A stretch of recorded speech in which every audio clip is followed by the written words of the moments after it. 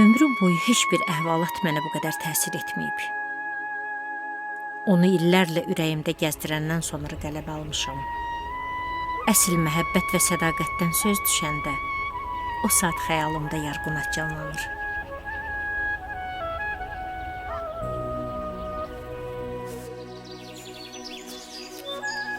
Tavat, Hə, siz tərəflərdə nə xəbər var? sağlamaçılıqdır. Eşitdim orana gedənlər qayıdıblar. Soruşursan ki, Yarmət gəlibmi? Keyfi köktümü.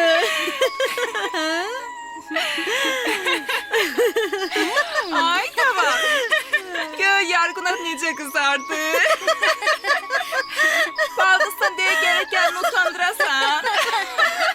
Ay kız, görmürsən yazıq kızın ürəyi heyecandan güp eləyir sən də.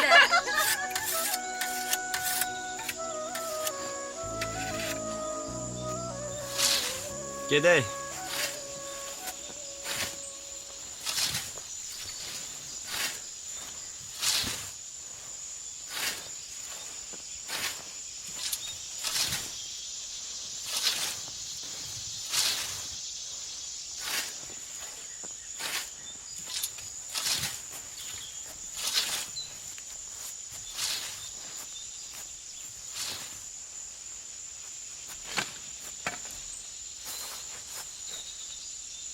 Hə uşaqlar, çox iş qalmayıb. Yəqin axşamacan biçib qutararsınız. Mənim işim var, getməliyəm. Sən də vacib işlərin qutaran gün olsaydı. Ona bax. Bəs bu boyda o sayısın kim biçəcək? Məhəmməd Ağa dayıya söz vermiş axı. 1-2 saata qayıdacağım. Çətin, sən 1-2 saata qayıdarsın. Get. Qoy getsin. Get. Get tütəvi çal.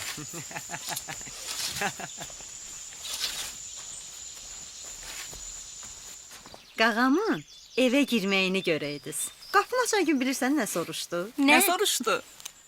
Yarqunat hardadır? Dedim mən nə bilim. Harda olacaq? Öz evində. Bəyəm onu bizim evimizdə qoyub getmişdin. Gəl indi bunun suallarına cavab ver də. Demə day.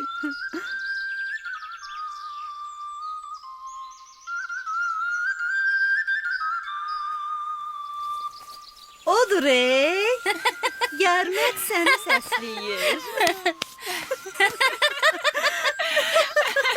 Ne durmusan? Git sesine hay ver de. Görəsən harda olar? Harda olar? Bəyəm yerini sənə deməyir? Yaxşı, yaxşı. Səs gələn tərəfə get. Tapacaqsan.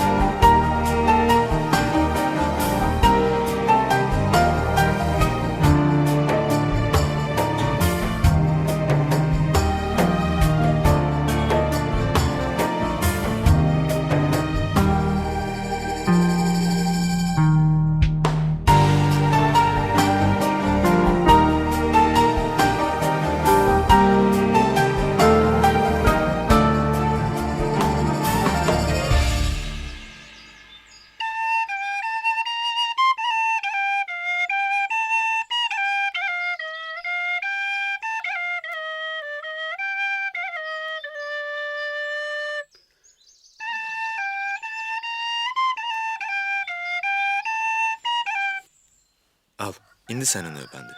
Mənim? Hə, al. Barmaqların belə tut. İndi yoxla. Mən bacarmıram. Bax, bir də göstərirəm.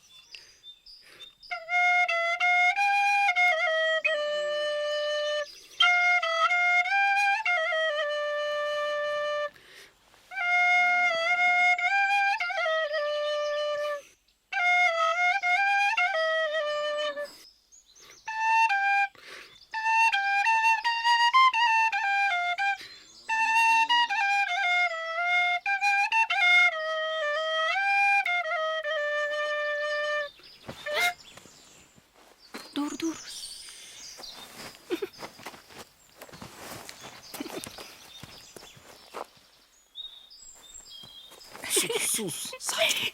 Görmürsən. Ey uşağım. Ey. Sakin görer misin?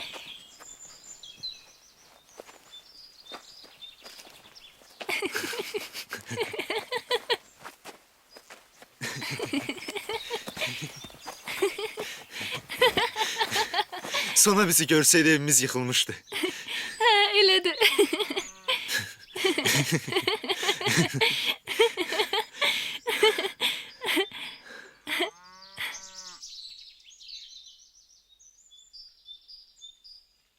Yarqunat.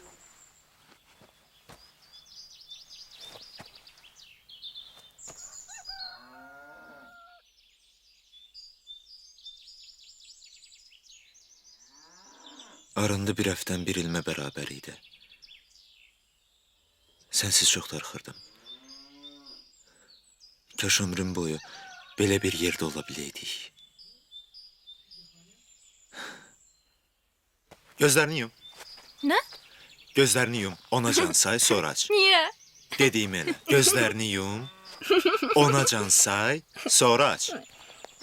1, 2, 3, 4, 5, 6, 7, 8, 9, 10. Açım. Yarım et açıram.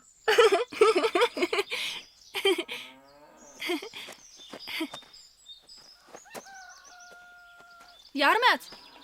Yarım et. Yarım et. Yarım et hardasan çıx. Yarım et. Yarım et çıx. Yarım et hardasan? Çıx. Qorxuram yarım et. Yarım et çıx nə olar qorxuram. Ay! Ay səni. Dəlinin biri dəli. Demirsən ürəyim qopar. Nə olur? Burax məni. Bircə sevirəm. Burax əllərimi. Onu görməzsən.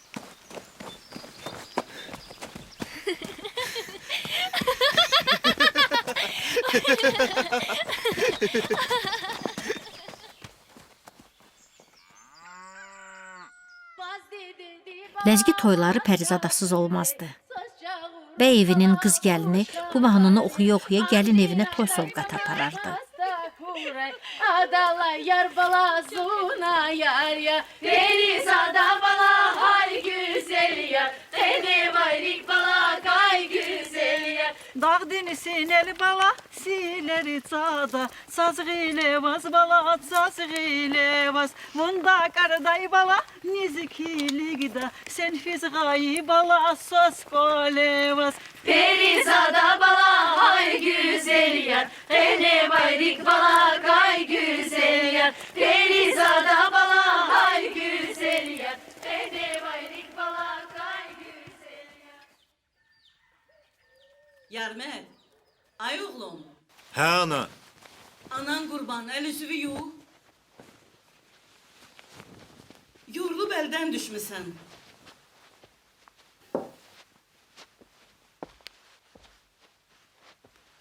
Dadlı bozbaş pişirmişəm. Çəkin bir boşqabda sən ye. Ac deyiləm ay ana. Çöldə uşaqlarla yeyib gəlmişəm. Ay bala, onda səhər idi. İndi gün ortadır.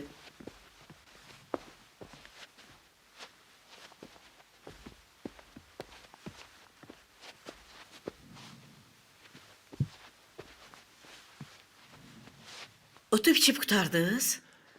Hə ana. Biçib qutardıq.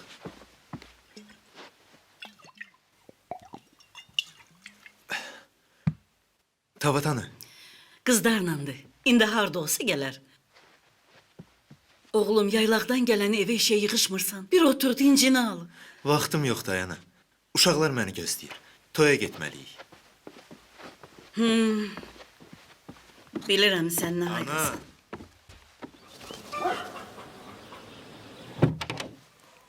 Yarqunat, atan çay istəyir.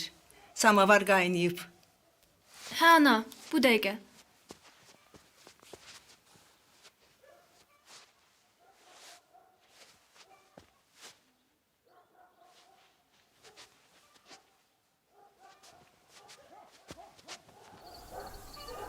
Gözəl adətimiz vardı. Axşamlar toya bütün el yığışardı. Həmin gün Kamalla Kövsərin toyu idi.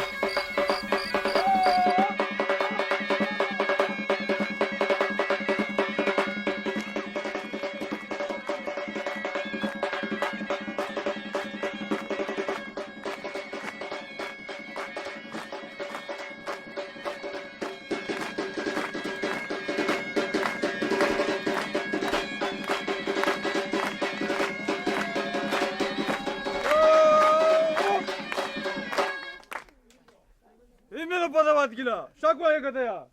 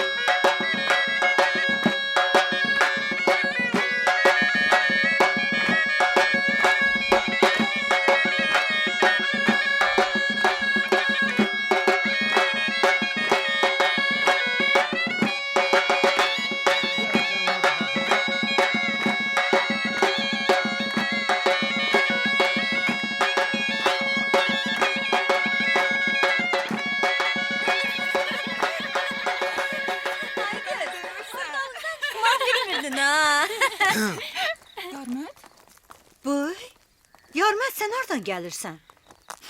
Necəsən Yarmət? Necə ya? Gecəniz xeyrə. Hələ bir soruşursan da.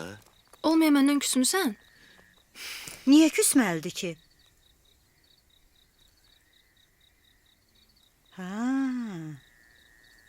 Biraz cəld olaydın da. Osman tərpənənə qədər oynaya bilməzdin. Onun növbəsi məndən qabaq idi. İndi Yarqunat neynəsin?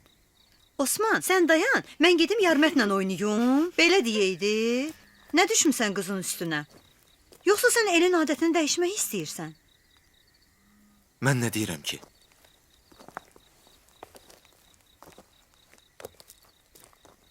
Axşamın xeyir, Həmdullah. Hər vaxtın xeyir.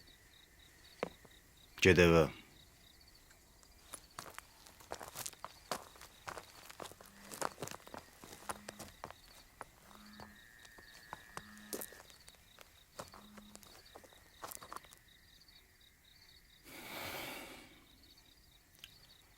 Sənə mən nə qədər deməliyəm? Hı?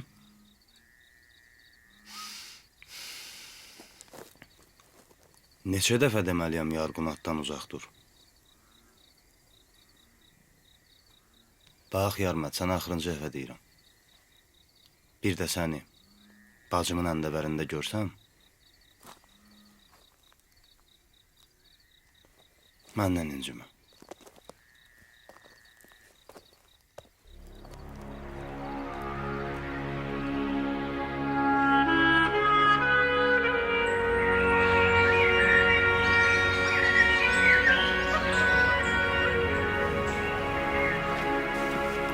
Hüküm hazırdı mı? Hə, hazırdır, gətirirəm.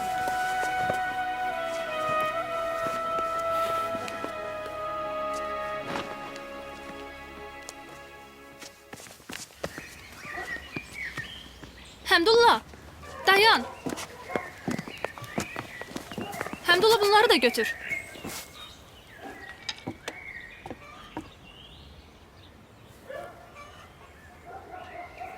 Bir də o küçüyü buralarda görməyim. Oğlum. Bir həftəlik gedirsən, hə? Hə, bir həftə bəs eləyər, işləri qutaran kimi qayıdacam. İnşallah. Ay bala, Gel. səhər-səhər bir doyunca çörək də yemədin. Narahat olma, hə, Yola bala. çıxırsan. Gedək atı çıxardaq, gəl. Gel gel gel. Söhbət var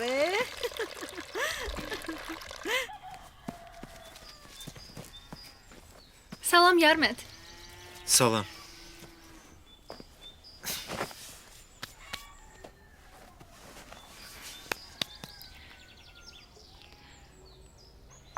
Sənə nə oldu be? Bilirsən ki, mənim Osmandan zəhləm gedir. Neyniyim? Gəldi dayandı qarşımda. Çarəsiz qaldım, oynadım. Sən gül.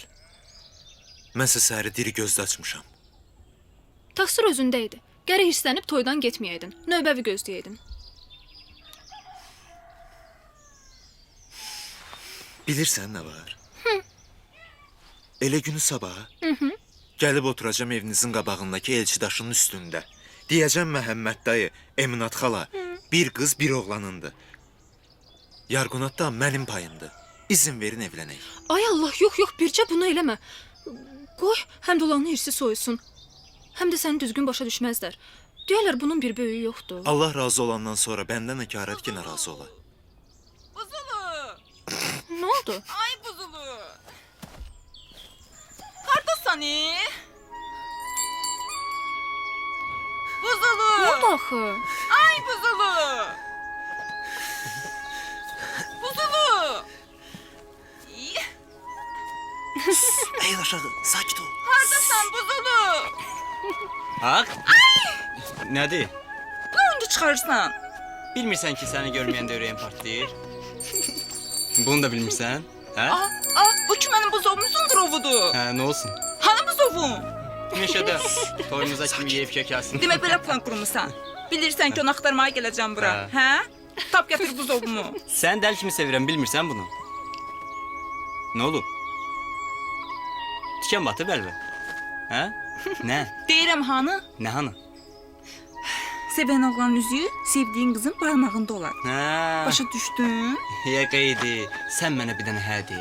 Üzüyü də olacaq, toy da olacaq, hər şeydə. Sən nə vaxt elçilərini göndərdin ki, həni də alasan? Sən nə vaxt tə dedin ki, mən elçilərimi göndərmədim, hə? Gördülər mi? Ay qız, bəs qız o?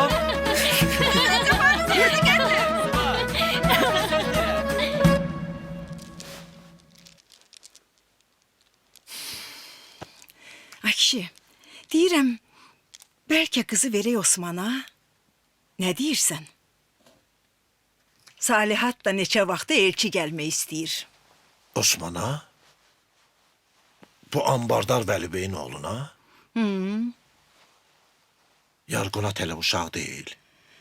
Ay Məhəmməd, qız anadan olanda gözünü açar, deyər bu bizim evimiz deyil. 18 yaşda qızın harası uşaqdır? Qızı Osmana versə yaxşı olar. Bəlkə heç oğlandan xoşu gəlmir. Qızın ürəyi Yarmətdədir. Ondan ev dolandıran olmaz. Kişi gərək arvadını yağ içində böyrək kimi saxlasın. Mənim kimi. Onu da gedeyim Salihata eşittirim.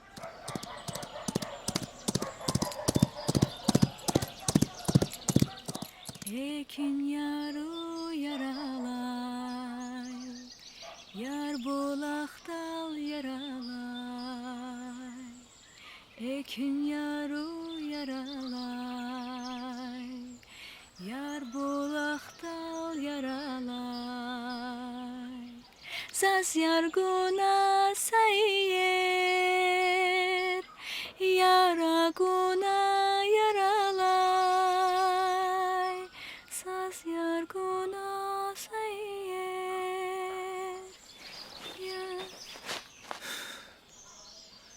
Kemal'la Kövsər'in də toyu oldu. Bizdən başqa bütün sevənlər bir-birinə qovuşur. Görəsən o gün bizə də qismət olacaq. Herkesin öz kısmeti var.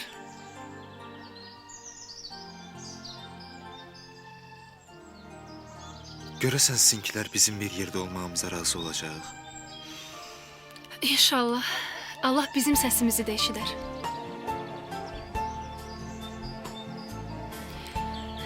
Gec daha mən gedim. Getmən olar. Biraz da qal. Neçə gündür görmürəm səni. Həmdullah arandadır diye seninle görüşebilirim. Evde olsaydı üzümü ayda ilde bir defa görerdin. Yaxşı, mən gedim.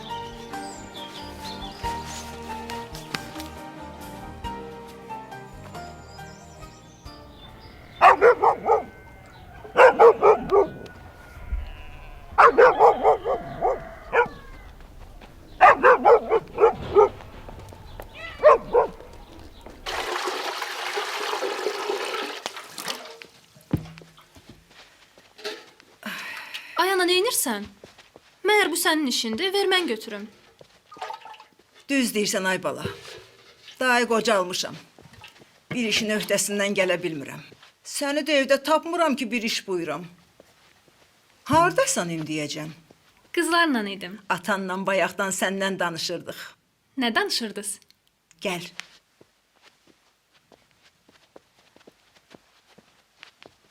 Gəl qızım, gəl, gəl.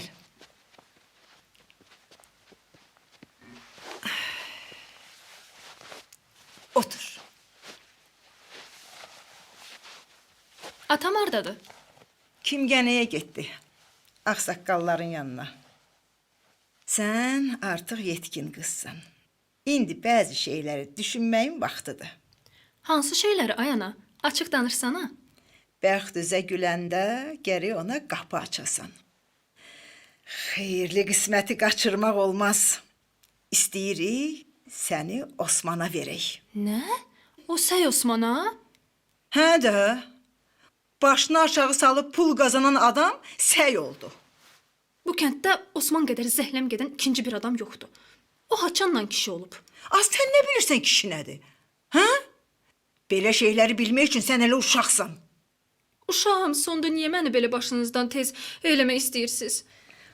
Ata-ananın arzusu övladını xoşbəxt görməkdir. İstəyirik sizi yer-bir eləyək ki, bu dünyadan nigaran köçməyək. Onda Həmdullahı evləndirin. O ki məndən böyüdü. Həyatda əzab əziyyət görməyəsən deyə səni varlı oğlana ərə vermək istəyirik. Var dövlət, bugün var, sabah yoxdur. Sən məni ağıllı adama ver. Kimdir o ağıllı adam?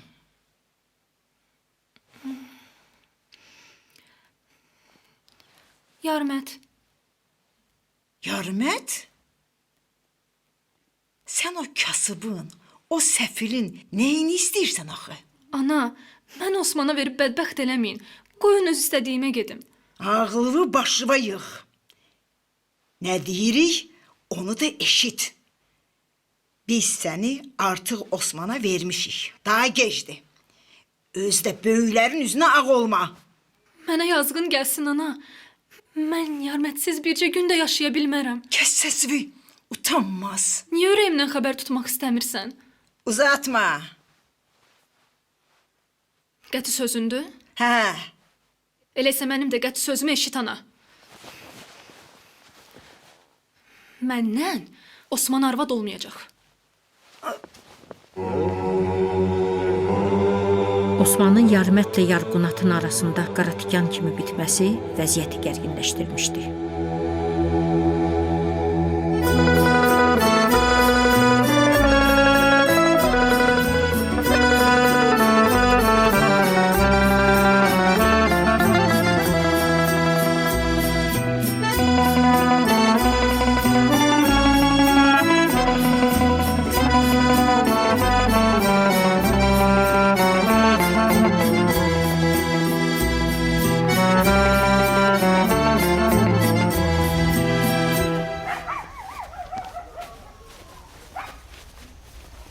Selamünaleyküm. Və aleykümə salam.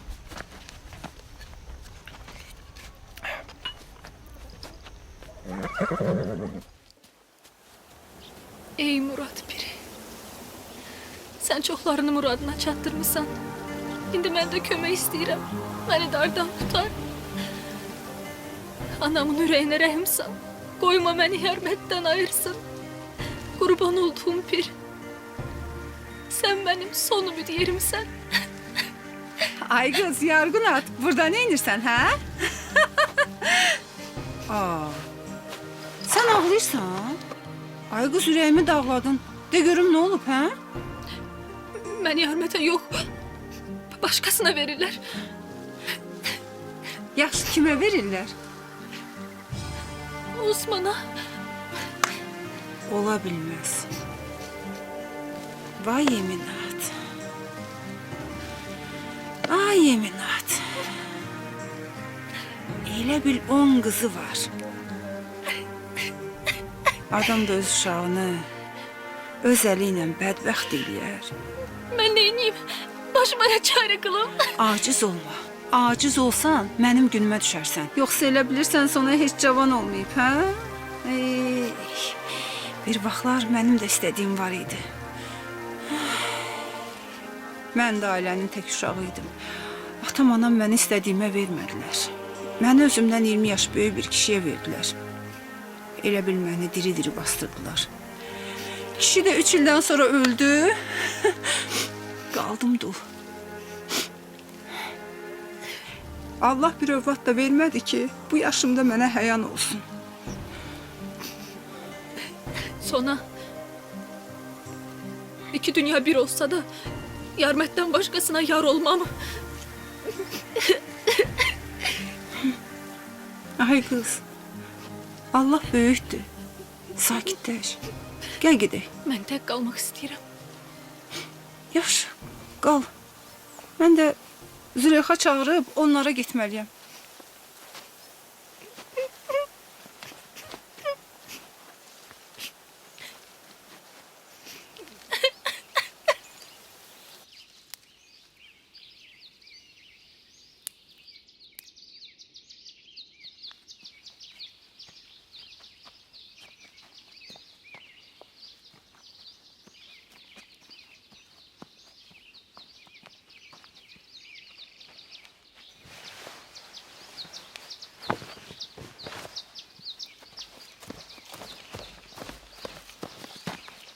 Salam Yarqunat.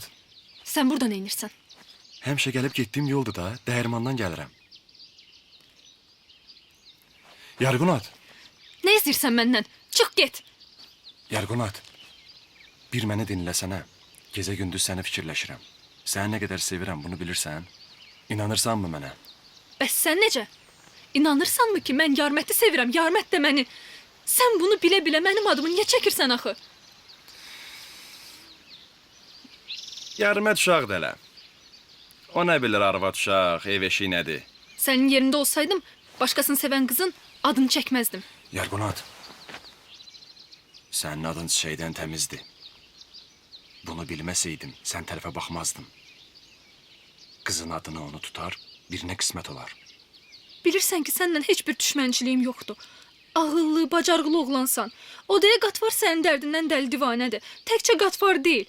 Kənddə səndən xoşu gələn o qədər qız var ki.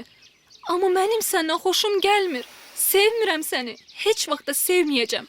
Əvvəl-axır sevəcəksən məni. Dünyanın bütün naz-nemətini sənin ayaqlarının altına sərəcəyəm. Sən məni yaxşı tanımırsan. Məni zorla alsan da sənin olmayacağam. Bunu yaddan çıxartma. Sonra demək ki, sənə xəbərdarlıq eləmədim.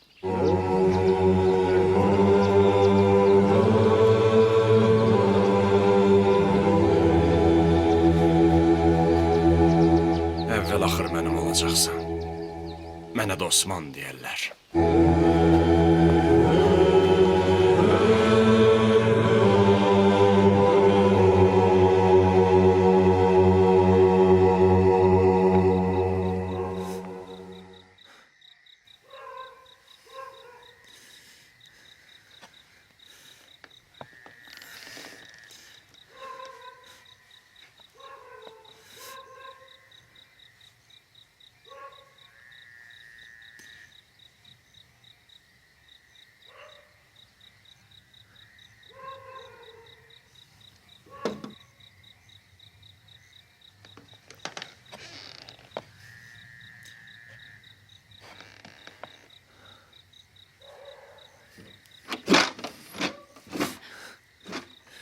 Yarmət sənsən? Bugün bütün günü gözüm səni axtarır. Bugün bütün gün evdə olmuşam. Düş aşağı. Sənə deyilə sözüm var. Anam ayılar. Görər yerimdə yoxam, aləmi qatar bir-birinə. Onlar indi kim bilir neçənci yuxu görürlər. Nə olar, düş aşağı. Dayan, görüm oyanmayıblar ki. Necə gəlim? Gel. Qorxma.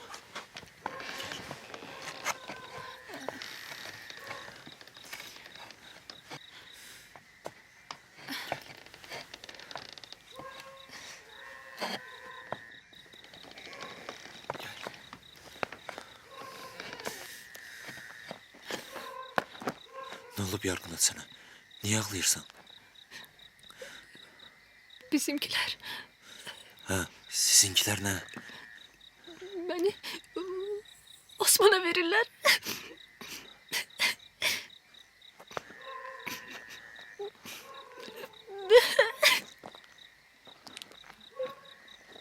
Kime? Osman'a? Ola bilməz. Mən ölmüşəm ki, səni başqasına verələr. Ne kadar yalvarsam da hayır olmadı. Anamgil danışıp işi halleleyipler.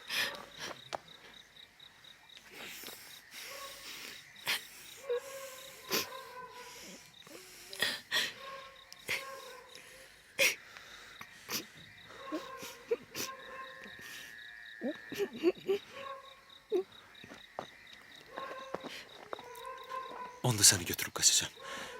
Tek sen razı ol. Çıxıb gedək buralardan. Sen başkasına getsən mənim ürəyim partiyar, anlayırsan məni Yarqunat. Bez beni demirsen. Ama bize bir yerde olmak kısmet değilmiş. Ay Allah. Ay Allah, anam uyandı.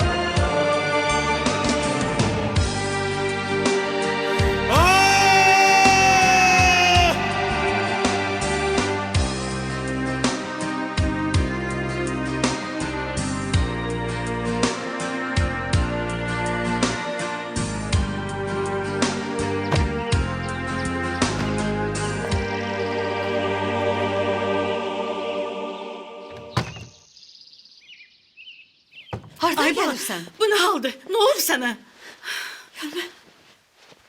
Ne baş verib axı? Başıma döndüm ay bala. Gece de evde olmamışsan. Ne olub sana?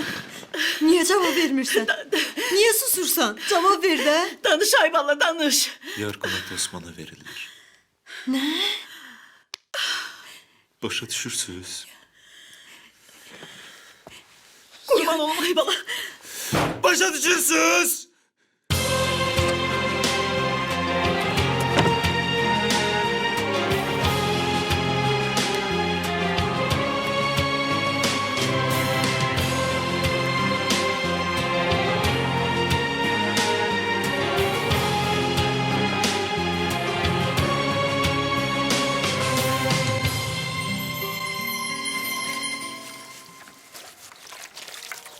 Yarğınat.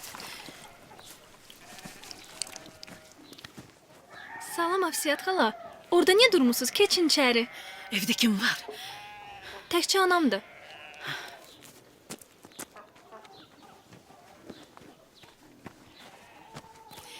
Eşit gör ne deyirəm. Yarmət səni birdə gözləyir. Sənə sözü var. Get balam, get.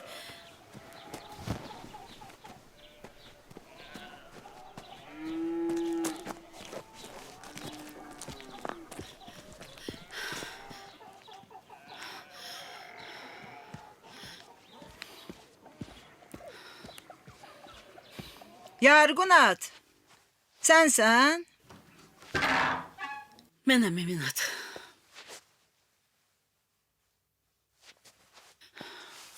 Gəlmişəm, səninlə söhbətim var.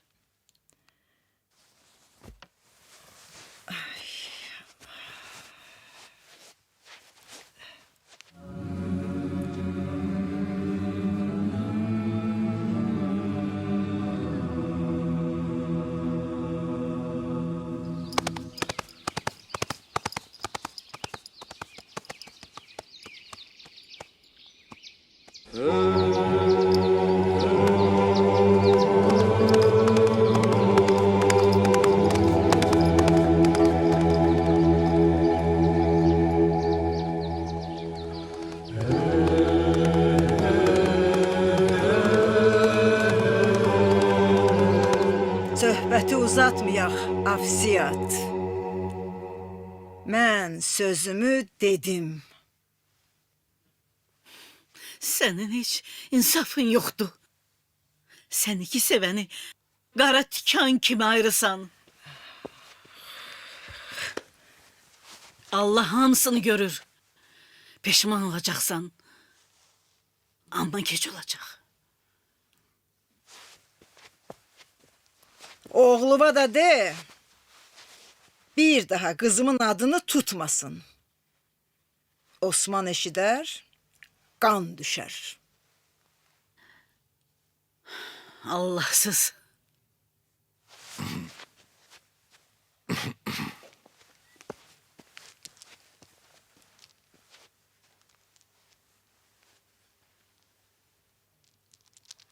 Bunun küçüğünden hiç gözüm su içmir. Toyu tezleştirmeye lazımdı. Düzdür. Bismillahirrahmanirrahim. Ya Allah. Bismillah. Gərək gələn həftə qoyunları kəndə düşür. Hə, yağışlar başlamamış. Salam əleykum. Aleyküm. Aleyküm. Aleyküm Uşaqlara xəbər vermək lazımdır. Hə, yağışlar Osman, xeyir ola. Səninlə işim var. Kətdən gəlsən? Nəsə olub? Bax bunun dadına bax. Heç bilmirəm necə deyim. Amma meyvələr yaxşıdır, dadı şirindir. Bilirsən də, bugün elçilikdir. Gedəsiz. Bayaq dəyirmana gedirdim.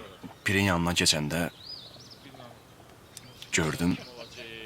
Osman, açıq danış görüm nə demək istəyirsən? Yarmətlə Yarqunat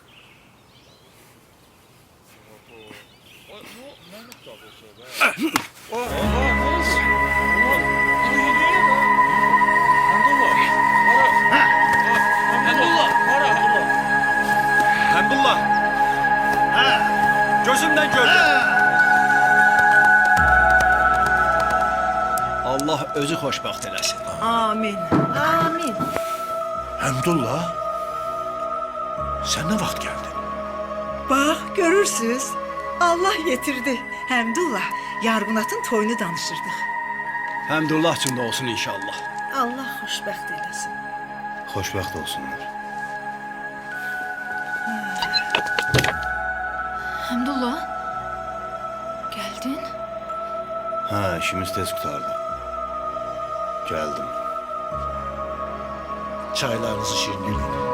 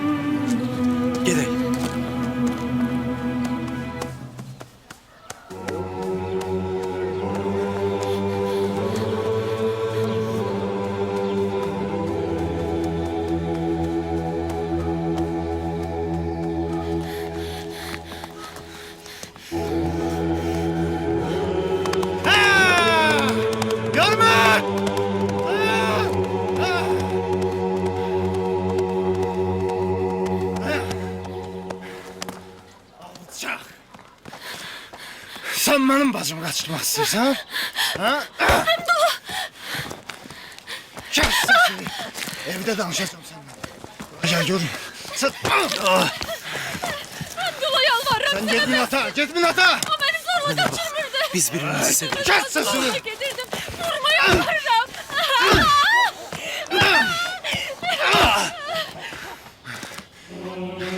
Elə bilirdi elimden kaçabileceksiniz.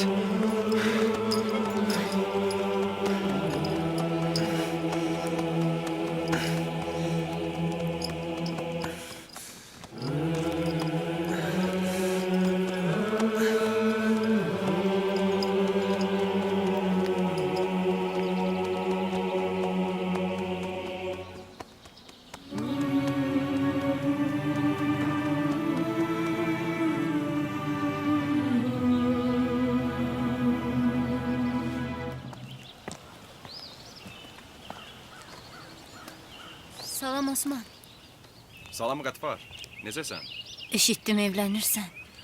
Hə Qatvar, evlənirəm. Adam onu sevməyən qızla necə evlənə bilər? Yarğunatın Yarməti sevdiyini bütün kənd bilir. O səni sevmir Osman. O məni sevməsə mənə gələr? Yaxşı Qatvar, mən gedim, biraz işim var. Amma toyuma gələrsən, yaxşı? Gözləyəcəm. Sən yanılırsan Osman! Yarğunat Yarməti sevir, səni yox!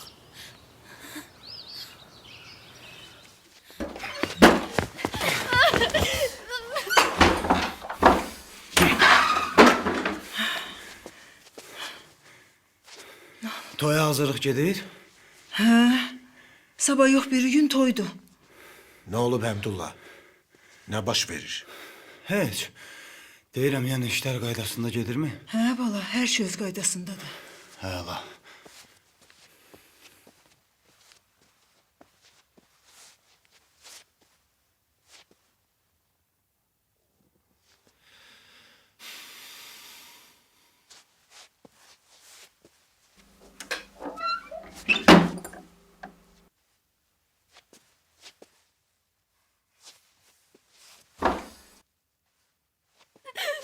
Ay qız Yarqunat. Yaxşısan? Hə, ana, yaxşıyam.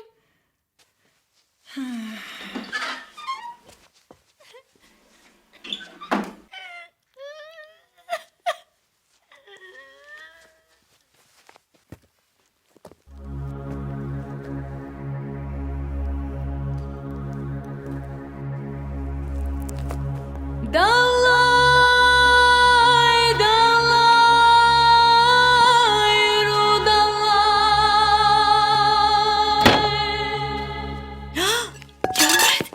Yarmet! Ne olur? Ya Rabbi, Yarmet. Anan kurban Aybala. Aybala bu ne haldı? Ay Allah. Ay Allah. Ne olur bakın. Yarmet. Ay Allah bu ne şimdi başımıza geldi. Yarmet. Yarmet. Anan kurban Aybala. Ne olur bakın. Yarmet. Niye danışmırsan?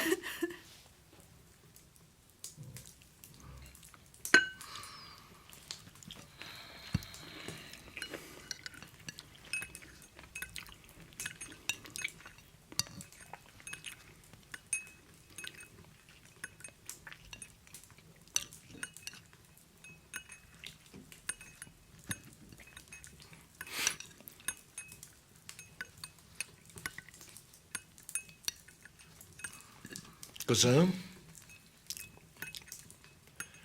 Niye bikirsen? Hı?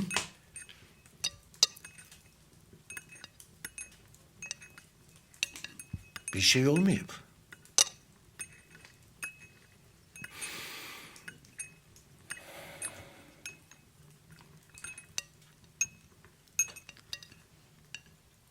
Ata,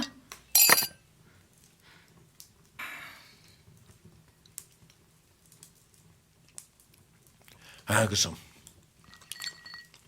Eşidirəm.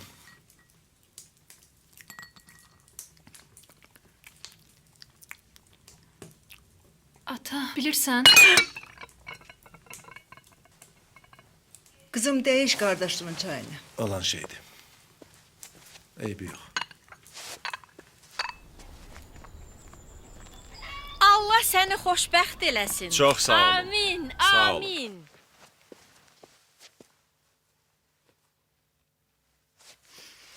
Yarmet, oyanmısan? Dur gel çöreğini ye.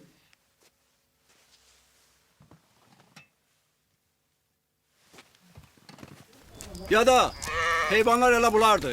Yox, hələ arxada yenə var. Gətiririk hələ. Ha, lap yaxşı, lap yaxşı. Gətir, gətir. Bu dəqiqə. Baba sən də get öküzü gətir bura. Sona, Ay canım. bəs deyirdin Murat Piri hamıya kömək olur. Hamının muradına yetiştirir. Bəs mənə niyə kömək olmadı? Benim ne günah var ki? Günah bizim özümüzdədir. Biz həmişə başqalarını fikirləşirik. El obanın qınağından qorxuruq. Məndən Osman'a arvad olmayacaq.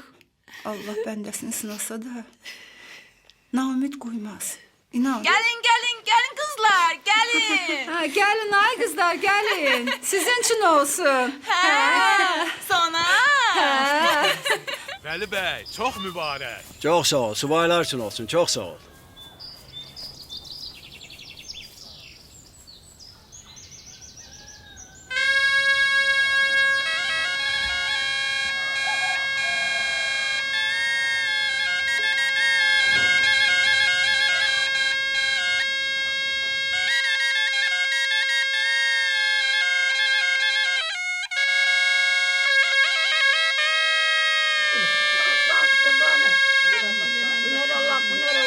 خلال الغير خلوان هذا ستمي قاسم برا ما قمي يزور نيم زخن وادي قلا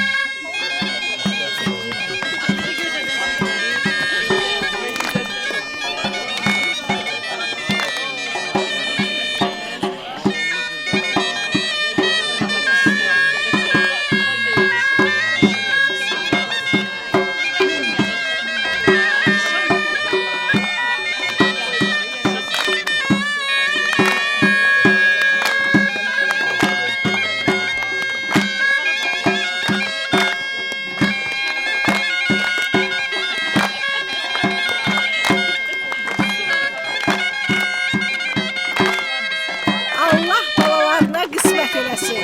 Hamının qapısında toy olsun.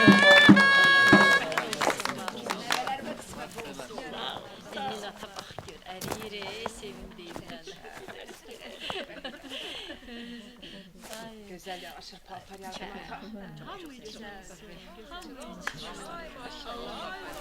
Qədəmlərin sayalı olsun qızım. Xoşbəxt olasan. Amin.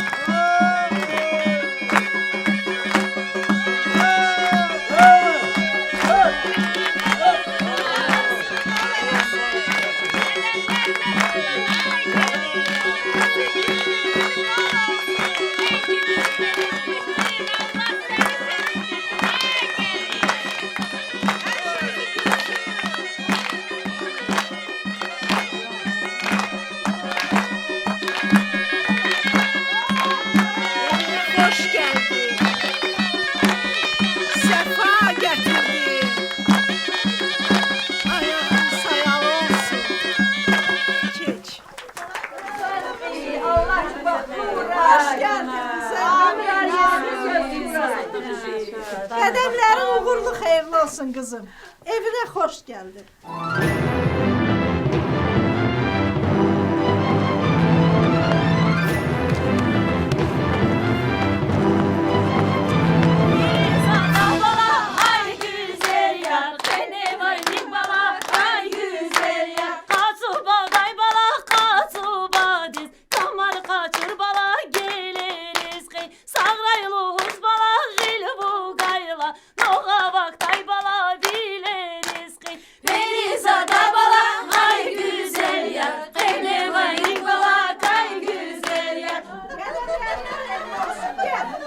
Cəmi subaylar üçün olsun. Səni görüm yarayanlardan olasan. Allah səni bəxtəvər eləsin. Səni görüm oğullu qızlı olasan. Gözəl bala.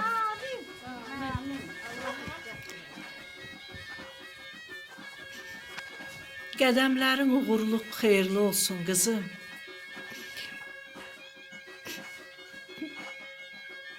Xoşbəxt ol.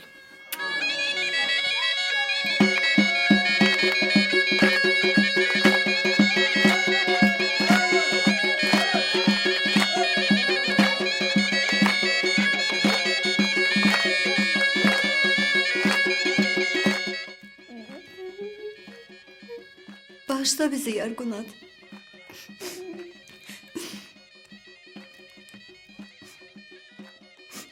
Biz bacara bilmedik. Bu da sizin kısmetinizmiş.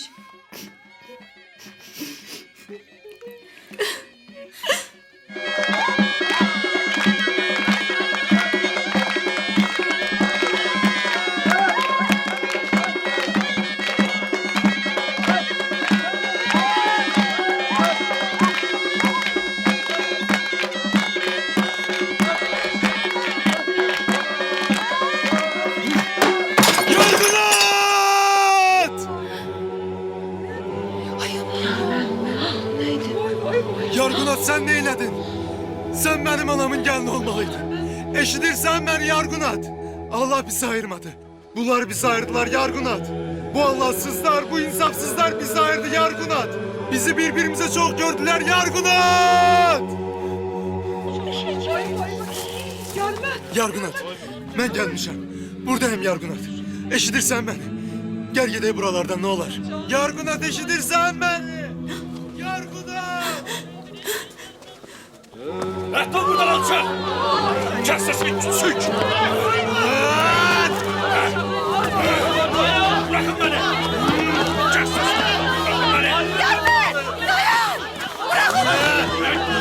Bırak dedim sana.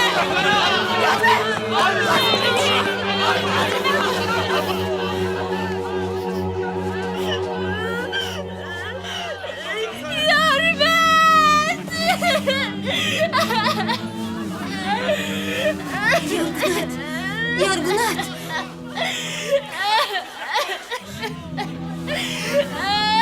Sakit ol. Sakit ol. Ay cemaat! Müharibə başlayıb. Poçta xəbər gəlib. Hitler üstümüzə gəlir. Başa düşürsünüz, dava başlayıb. Siz də burada bir-birinizi qırırsınız.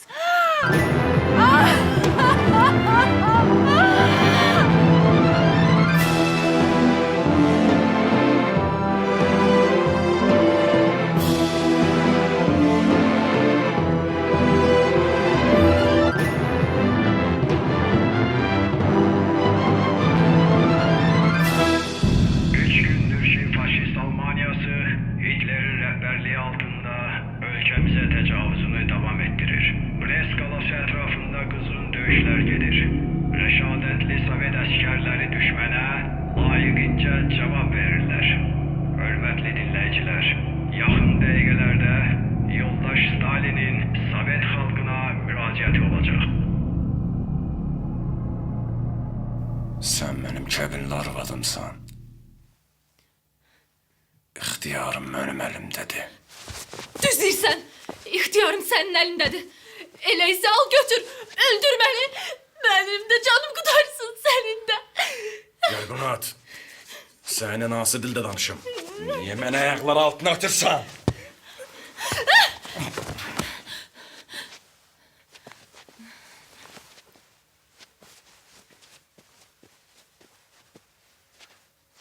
Bəsdir, az oyun aç başımıza.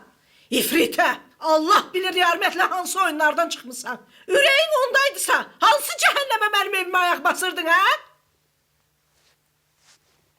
Qız qəhətildi, kənddə bəyəm. Ay Allah, bülbül yuvasına sərçə hardan düşdü? İblis. Bəs oğlum niyə başqa oğlanla min oyundan çıxan qız alırdı? Mənəm iblis yoxsa oğlum? Kes sesini!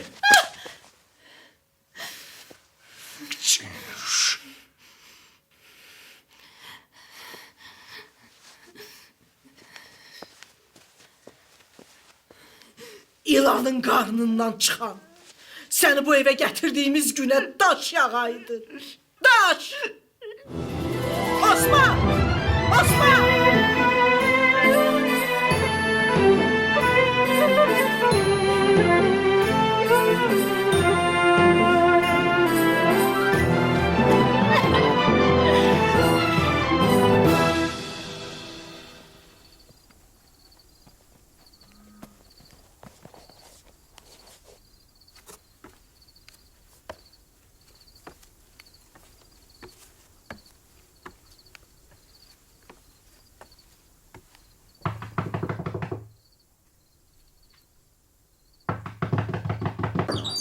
Axşamın xeyir. Ayar var. Şimdi gələr. Xeyir ola. Heç, qonşudur. Hə? Həmdullah gəldi? Yox, indilərdə gələr, narahat olma. Gəl, gəl, gəl. Yaxşı. Gəl içəri. Keç otur.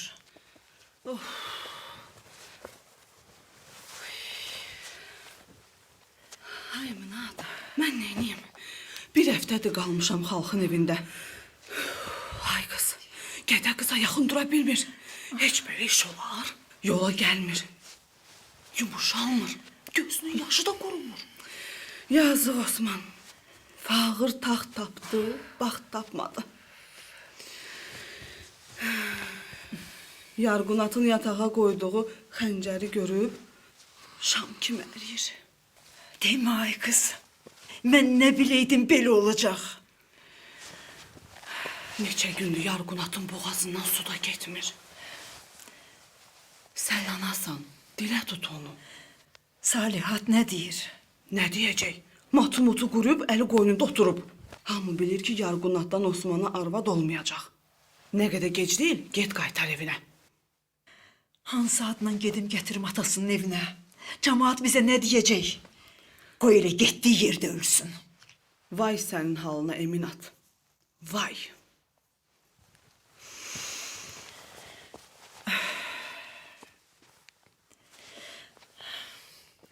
Sənin kimi qəlbi daşana mən elə görməmişəm.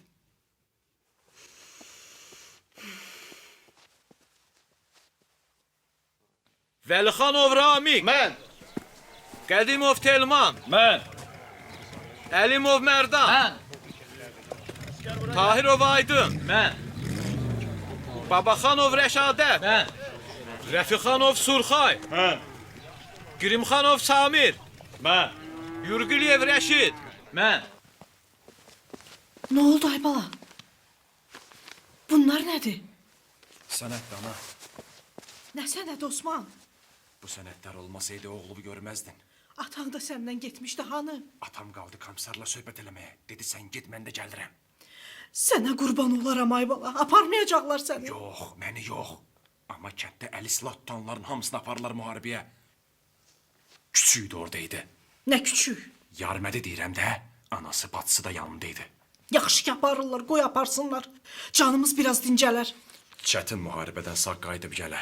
Osman, Osman sənətlərdən muğayət ol.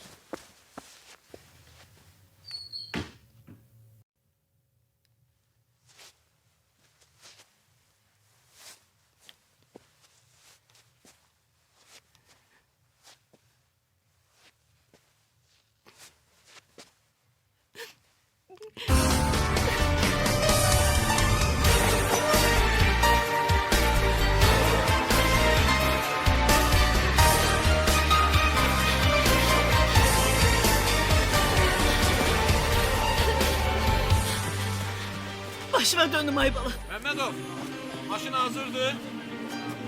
Hazırlaşın. Kalkın maşına. Sağ salamat qayıtsın ay.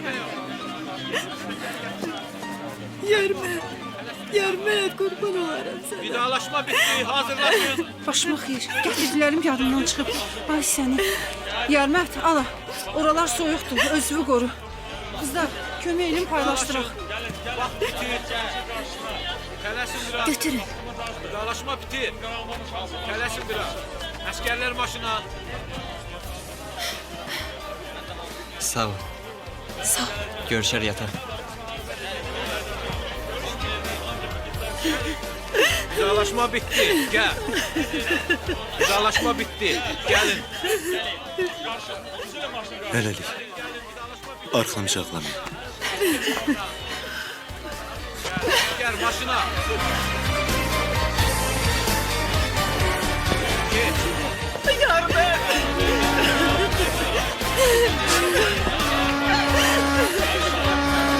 Vidalaşma bitti.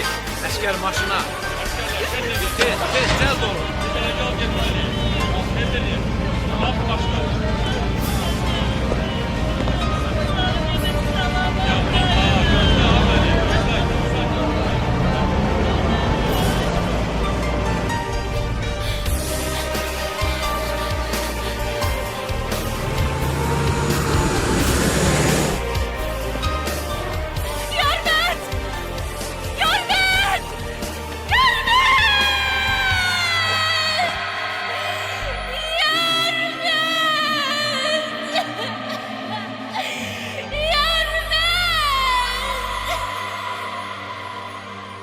Yavaş-yavaş özünə gəlir. Şükür ay Allah. Şükür senin kerametine.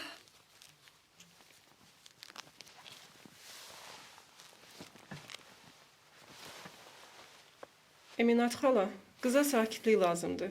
Qoyun biraz dincəlsin. Əlimi harda yuya bilərəm? Bu tərəfdə.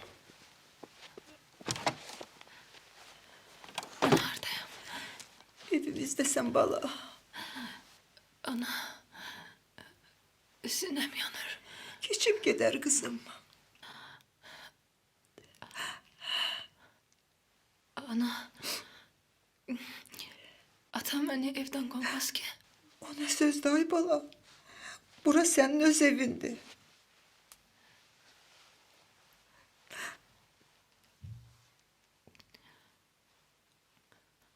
Bəs Həmdullah?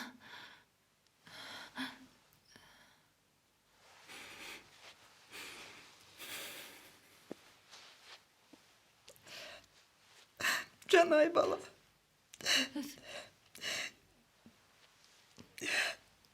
Seni o dünyadan kaytarıp getirmişik.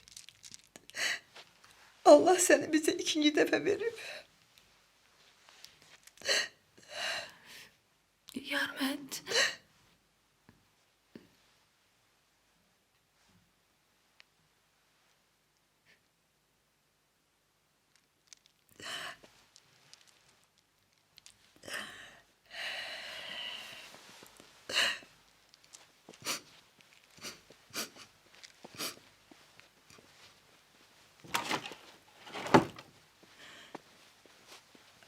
Sen beni yoldan çıkarmasaydın bizim başımıza bu işler gelmezdi. Sen de dayan bir görey.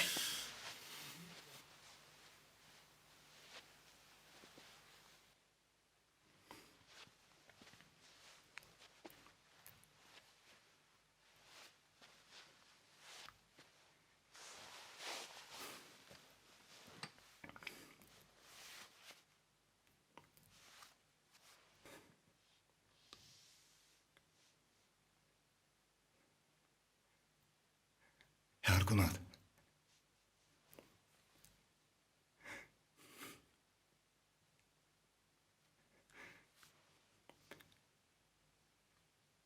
Yadında bir defa uşaq vaxtı senden çaya getmişdik.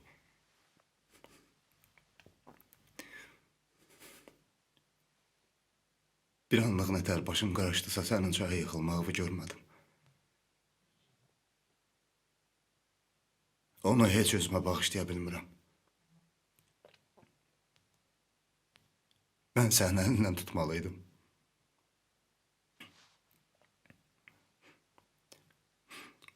Ben sənin əlindən tuta bilmədim.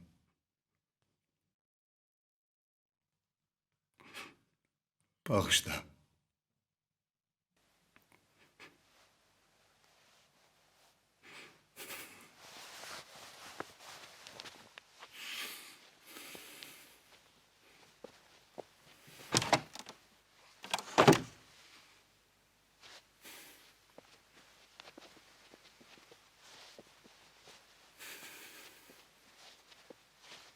O it oğlu Osman'ın başını ezmək mənə borc olsun. Dayan görüm ay bala. Osman neynesin? Günah özümüzdedir. Sen Allah dava salma görün. Dava ne diye? Ket doğrayacağım ben onu.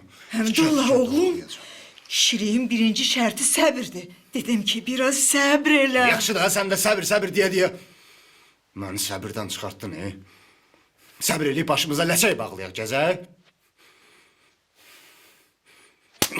Küçük. Belə qudurmusan? Sen böyük sözü eşitmirsən? Hə? Məhəmməd! Məhəmməd!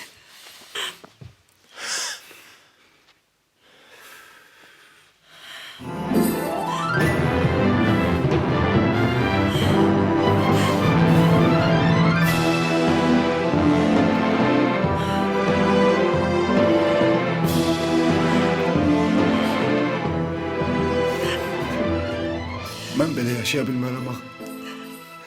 Qurban olun, bəni bağışlayın. Mən bu kətdə qala bilmərəm. Dayan ay bala! Ocağımı söndürme!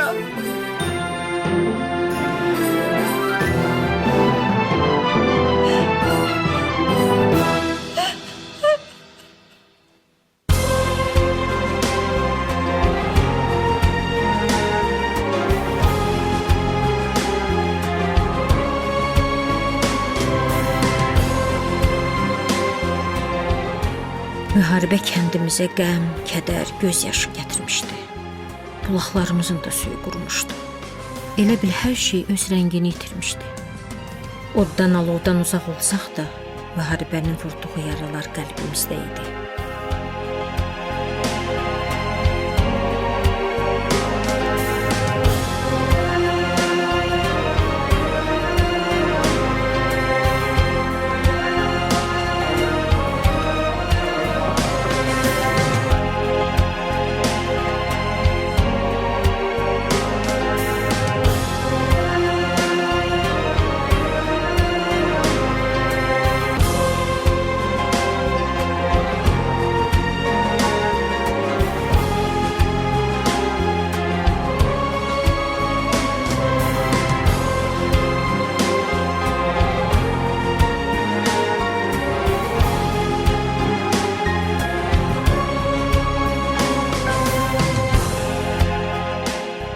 Həyat öz axarı ilə davam edirdi. Tavad ərə getmişdi. Külfəti böyük olduğundan anasına tez-tez baş çəkə bilmirdi. Dərddən qocalıb yatağa düşmüş Afsiyatın qulluğunda Yarqunat dururdu. Yarmətin həsrəti onları bir-birinə çox yaxınlaşdırmışdı.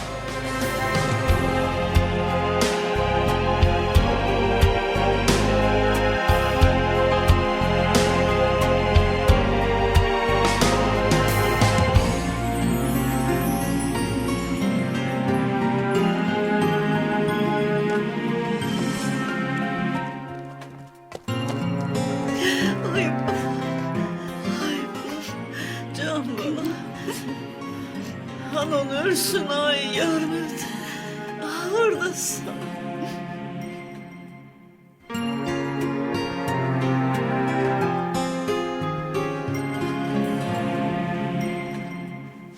Yaman darıxıram. Gedim biraz gezim. Git gez. Biraz yüreğin açılsın.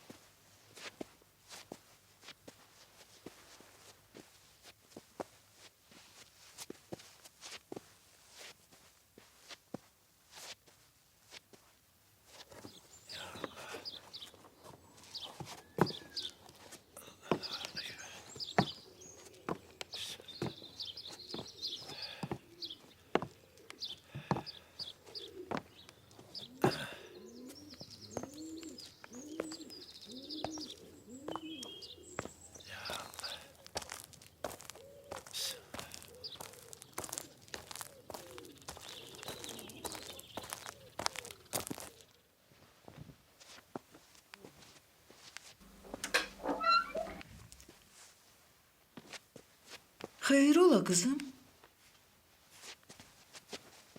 Bunlar nedir? Gedirəm ana. Hara gedirsən?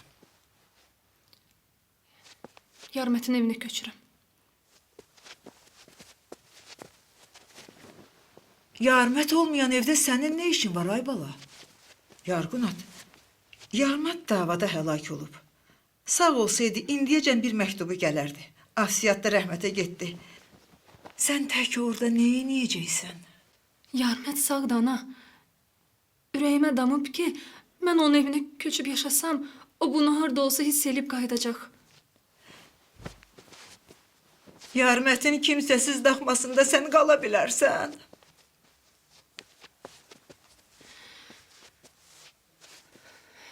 İndi Yarmətin evi işıqsız, ocağı odsuz qalıb. O evin odunu mən söndürdüm ana. Ay bala, sen ne danışırsan? Bizi koyup hara gedirsən? Ha? Kardeşim baş götürüp getir sinemize dağ çekti. Ata ev eşiğini koyup gidip Özge'nin evinde kalsan cemaat ne diyer bize? Ha? Demezler ki Yarmət. Siz məni Osman'a zorla veren gündən mənim öz evim yoxdu ana. Ana, yalvarırım sənə. Qoy dərdimi tek başıma çekim. Tek kadının adı ağırdı. Hərə bir ad koyacak. Ne adı ay ana? Mənim üstümdə tek bir adamın adı var. O da Yarmətin adıdır. Yarqunat, atam buna dözmeyecek. Kayıt, Yarqunat.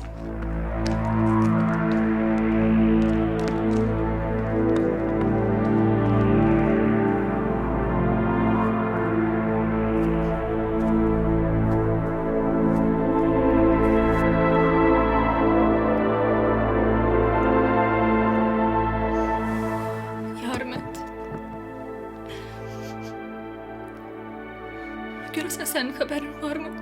Yarqunat evə gəlib.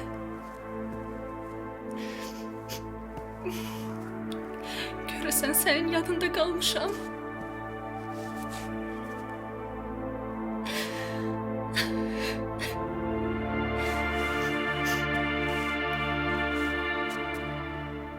Bilirəm. Ürəyimə damıb ki, sən sağsan. Belə olmasaydı, gecələr yuxularıma girməzdi. Bəs sağsansa, niyə hay vermirsən?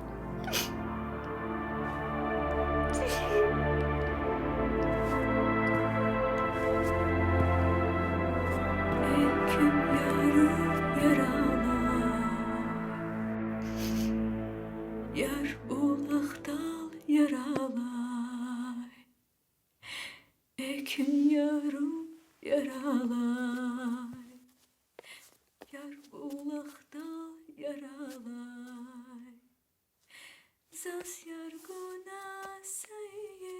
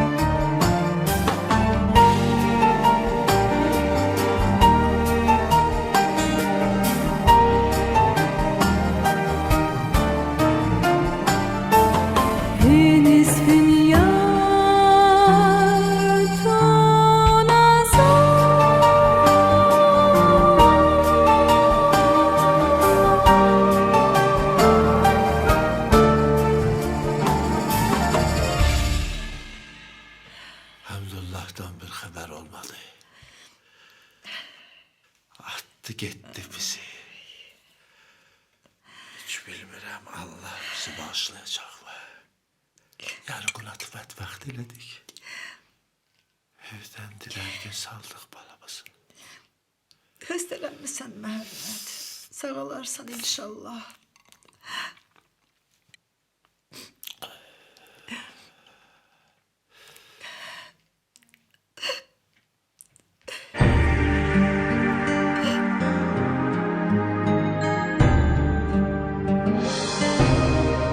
Məhəmmədin ölümündən sonra Əminə tək qalsa da Yarqunat evlərinə qayıtmadı. O Yarmətin evində tək tənha yaşayıb onun yolunu gözləyirdi.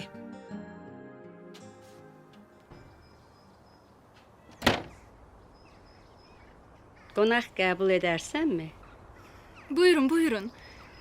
Qonaq Allahın qonağıdır. Niyə qəbul eləmirik? Gəlin keçək içəri.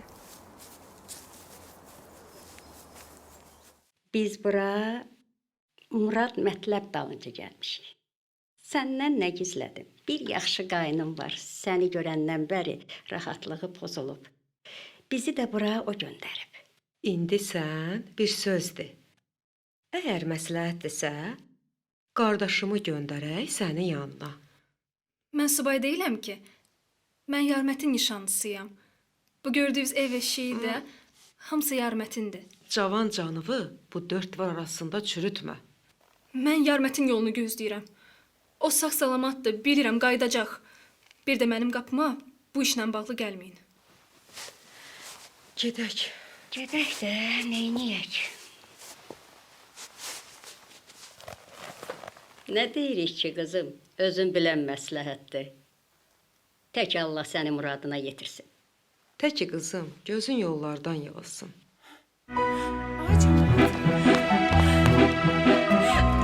Ay camaat! Bunlar doktordu! Ay camaat! Daha doktordu! Ay Niftullah dayı! Ay seni hoş gördük! Daha doktorum Niftullah dayı! Gözün aydın! Oğlun kaydacak! Daha doktorum! Ay camaat! Hemen olasın ay sona! Ay kız daha doktordu! O gün olsun kardeşin sağ salamat kaysın gelsin! Ay camaat! Daha doktordu! Ay bala! Ay bala daha doktordu! Daha doktordu! Ay camaat!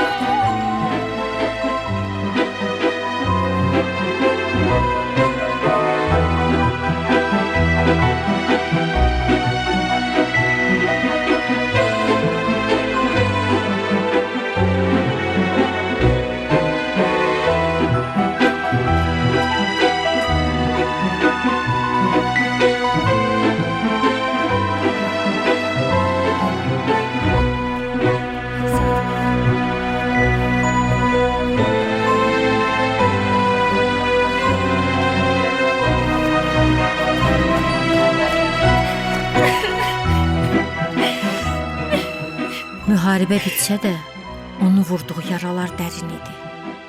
Kiminin evində sevinç vardı, kiminin evində kədər. Kəndin başpapaqlılarının xeyli hissəsi müharibədən qayıtmamışdı. Onların əzizlərinin gözləri yollarda qalmışdı.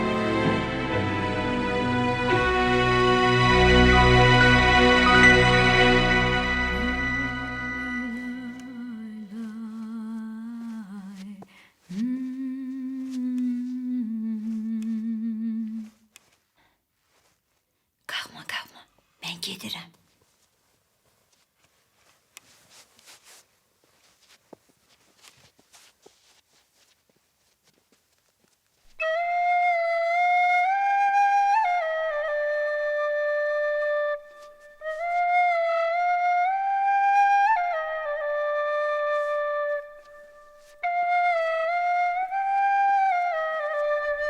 Yarğun at.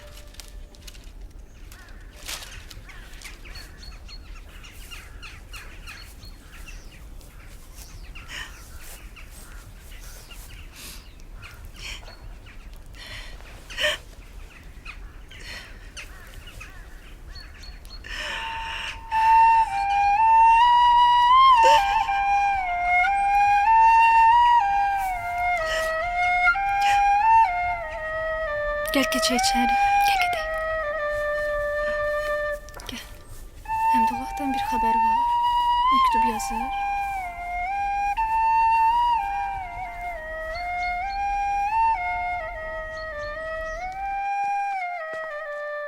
Gel ay ana gel.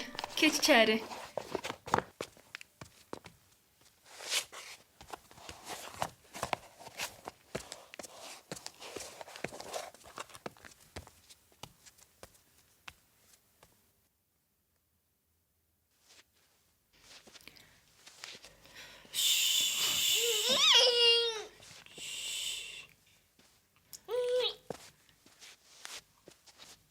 Uşaq hardandı? Oğlum da ana. Sadir. Oğlun? Hə ana. Allah Tavatdan razı olsun. Onu mənə evladlığa verdi. Elə Tavat 3-cü uşağı hamilə olandan fikrimdən keçirdi ki, onu özüm böyüdüm. 3 uşaqla çətindir ona. Sən o ikisini böyüt, balacanı da mən götürüm dedim. Evdəkilər də razılaşdılar, sağ olsunlar. İndi başım qarışır. Hə. Lap yaxşı eləmisən. Ağıllı iş görmüsən. Qoy sən deyən olsun. Amma öz evimizdə olsaydın sənin üçün rahat olardı. Mən səni tək tənha qoyub bu dünyadan köç edə bilmirəm. Ağlama ay ana. Allahın izni ilə Yarmət harda olsa dönəcək öz evinə. İnşallah Həmdullah da qayıdar. Evləndirərsən onu. Başın qarışar nəvələrinə. Atasını kimi yazdıracaqsan? Əlbəttə ki, Yarməti. Yarmət oğlu Sadir. Allah səni muradına çatdırsın bala. Gedim. Nəvəm üçün yorğan döşək, pal-paltar hazırlayım.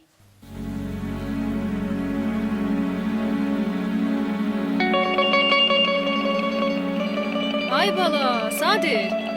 Sənə deməmişəm oralarda tək gəzmə. Otuqda ilan çayan olar. Mənim 15 yaşım var, nə ilançı? Uşaqam.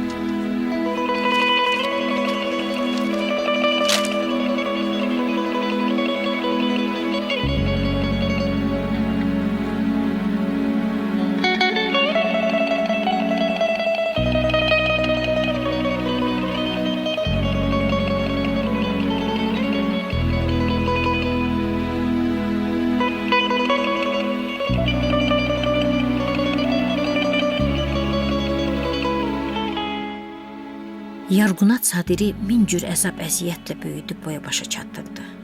Onu oxutdurdu. Sadir Bakıda ali təhsil alırdı. O tez-tez kəndə anasına baş çəkməyə gələrdi. Sadir alimlik dərəcəsi alanda Yarqunatın sevinci yerə göyə sıxmırdı.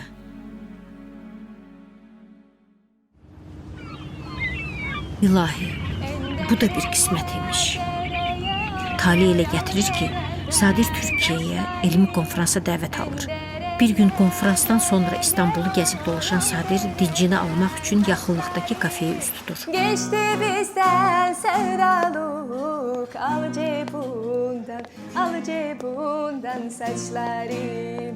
Geçti bizden sevdaluk, geçti bizden sevdaluk. Al cebundan saçları. Hoy oy oy oy oy oy oy. Hoy oy oy oy oy oy oy. Oy oy oy oy oy oy oy oy oy oy. Geçelim provaya.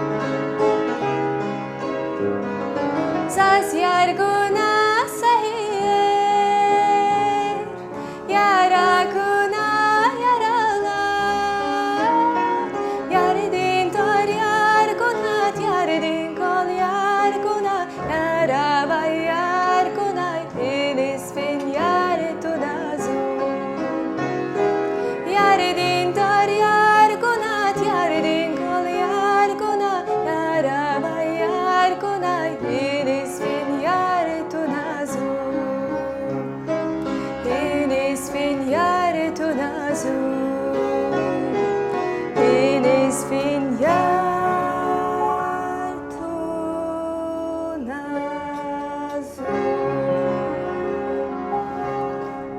Şimdi geliyorum.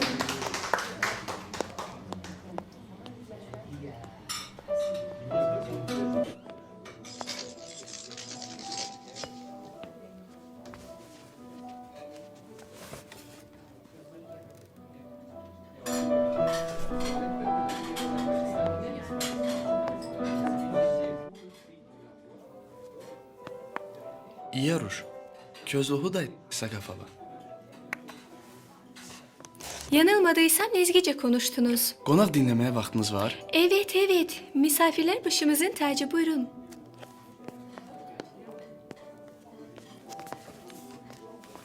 Adım Sadirdir. Oxuduğunuz mahnı mənim üçün bir tapmaca oldu. Deməli ləzgicə bilirsiniz. Babam Lezgi, annem Türktü. Lezgiceyi babamdan öğrendim. Mən də atanıza rəğbət oyatdınız. Teşekkür ederim. Yarğunat mahnısını hardan bilirsiniz? Mən elə bilirdim ki, bunu mənim anamdan başqa heç kəs bilmir. Sahiden mi? Bəli. Azərbaycanda Qusar adlı rayon var. Həmin rayonda isə Yarğun kəndi. Biz ordanıq. Mənim anamın adı Yarğunatdır. Bu, yarğunlu qız deməkdir. Benim babam da oradan. Ola bilməz. Atanızın adı nədir? Yarmet. Sadiroğlu Yarmət. Evet, Sadiroğlu Yarmet.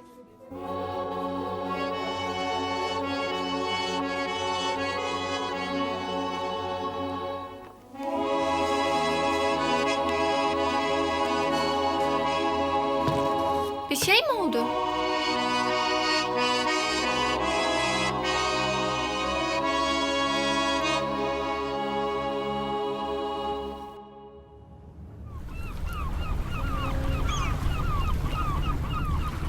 Bana öyle geliyor ki sen benim çocukluk arkadaşımsın. Uzun yıllardan sonra bana geri dönmüş arkadaşım. Sana söylemek istediğim o kadar şey var ki. Mənə də elə gəlir ki, səni çoxdan, lap çoxdan tanıyıram. Allah'ın takdiri işte. Elədir. Nə yaxşı ki biz bacı qardaş deyilik. Bilsəm buna necə şadam.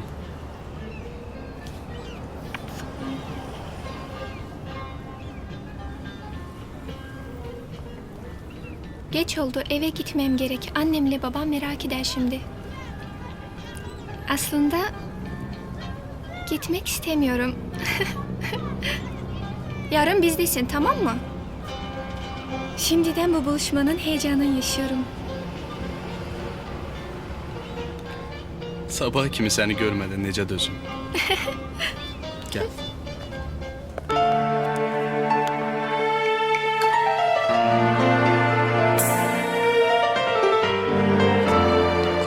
Bana mı? Teşekkür ederim. İçeri mi geçsek? Hə.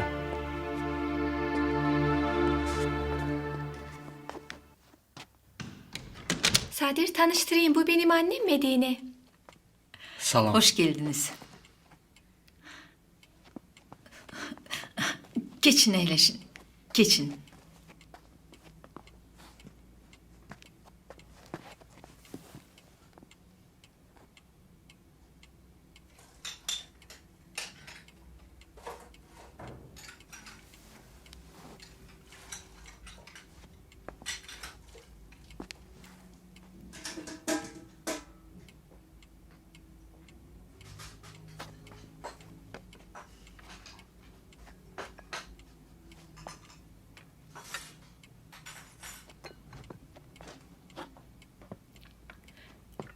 Annemle babamın gençlik fotoğrafı. Lezgiye, kızım bana yardım et. Tamam, geliyorum.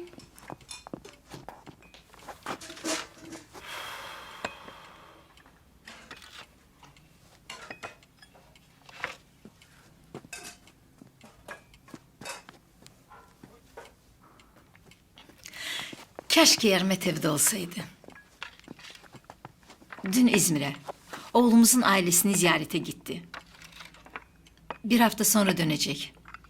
Kaç yıldır vatan deyip vatan söylüyor. Gitmek istiyor ama bir türlü yürek edemiyor. Mədinə xanım, mənə həyat yoldaşınızdan biraz danışın. Yoldan geliyorsun. Önce çayını iç. Ben sonra sana her şeyi anlatırım.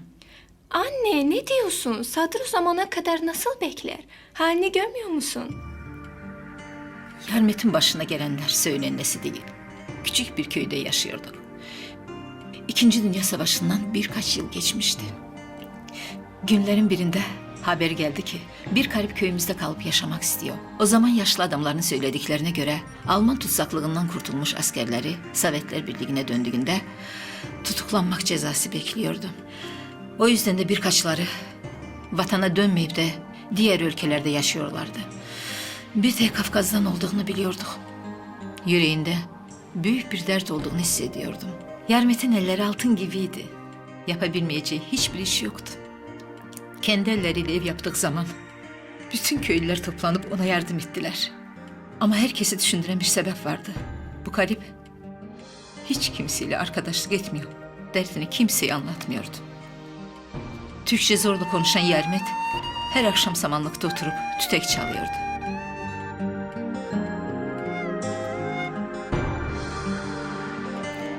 Selam aleyküm. Aleykümselam. Sizi dinledikçe yüreğim kan alıyor. Kalbinizi kıran mı var?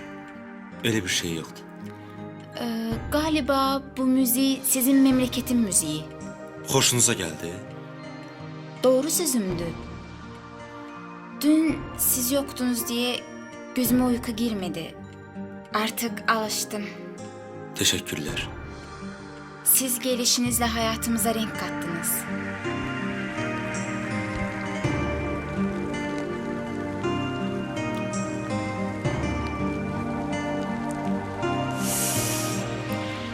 Hayırlı akşamlar Yarmet Bey. Akşamın xeyir Mədinə. Nasılsınız? Hastalandığınızı duydum. Elə bir şey yoktu. Galiba ateşiniz var. Keçib gedər. Sizin için süt getirdim. Niyə zəhmət çəkdin? Məni lap utandırdın.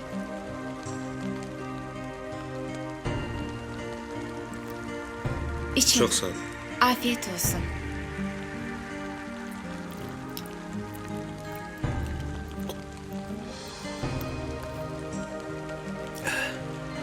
Çoxdan da belə dadlı süd içmirdim. Lap kendimiz yadıma düşdü. Əllərinə sağlıq. Rica ederim. Ben gittim. Bardaq yaddan çıxdı.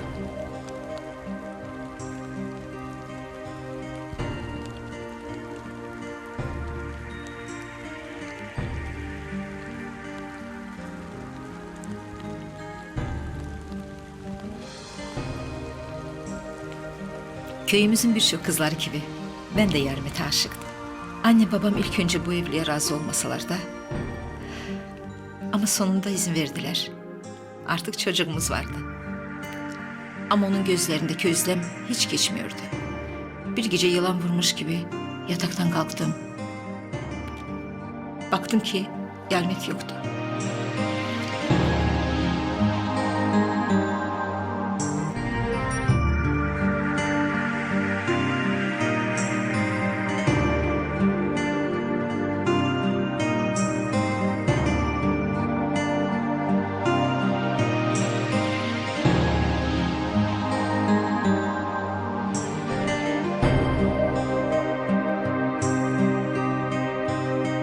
O gece ben her şeyi anladım. Ama ona hiç ne söylemedim. Böylece bir hayli zaman geçti. Kızımız doğduğu zaman. Yarmet ona Lezgi ismini verdi. Sonra başına gelenlerin hepsini bana anlatmaya başladı. Bu o zamandaki artık tutsaklıkta olan Sovyet askerlerine vatanlarına dönmeye izin verilmişti. Bir ara Yarmet doğumlarını ziyaret etmeye karar verdi. Ama sonra ne oldu da fikrin değişti. Peki ya Yargunat? Diye sordum ona. Onun kendi evi, ailesi var diye cevap verdi. Ama birkaç zaman köyleri rüyasına giriyordu. İzmir'e gitmezden önce de rüya görmüştü. Çayını iç. Az bir zamanda yılların arkadaşı gibi olduk. Ruhumu yeniledin. Beni benden aldın. Bu qısa vaxtda sənə çox bağlandım. Bundan sonra da gözlərim səndən başqa kimsəni görməyəcək. Profesörler kitaplardan başka bir şey görürler mi ki? Görürlər. Ömürlərində bir dəfə. Onda da mənim kimi dəliyə dönürlər. Ləzgiyə, niskilli gedirəm. Bir də səni görməsəm nə edərəm? Öyle şey mi olur?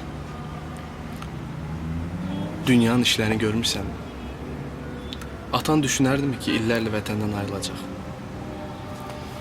Sənsiz yaşaya bilmərəm. Allah bizə yazmasın belə taliyi.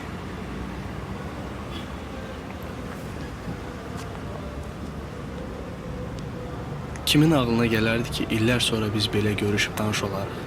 Buna nasip kısmet derler. Ben kısmete hep inandım.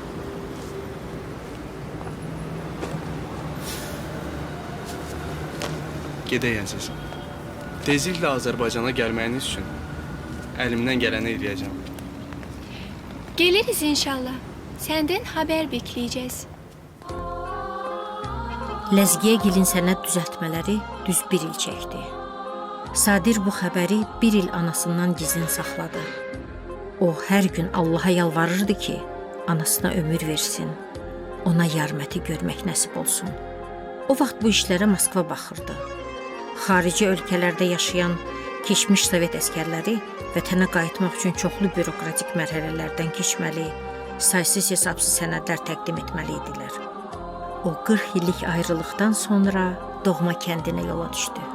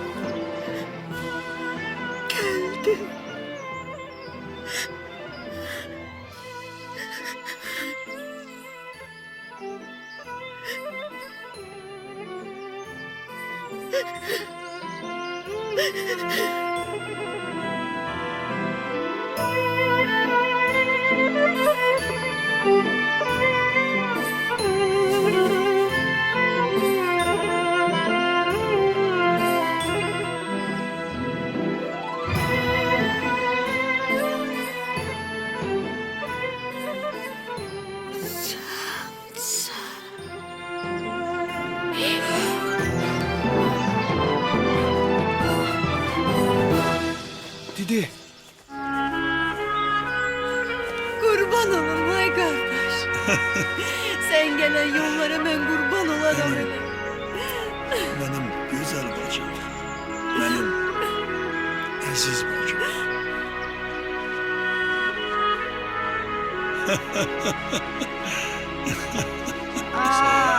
Sona. Hoş geldin. Ay Sadu? Ha? Hani Sadu?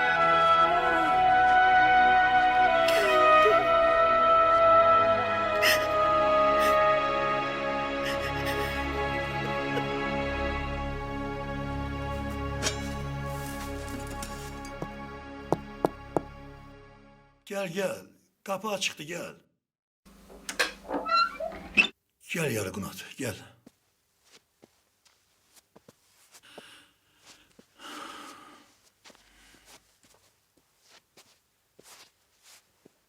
Elə bildim yatmısan.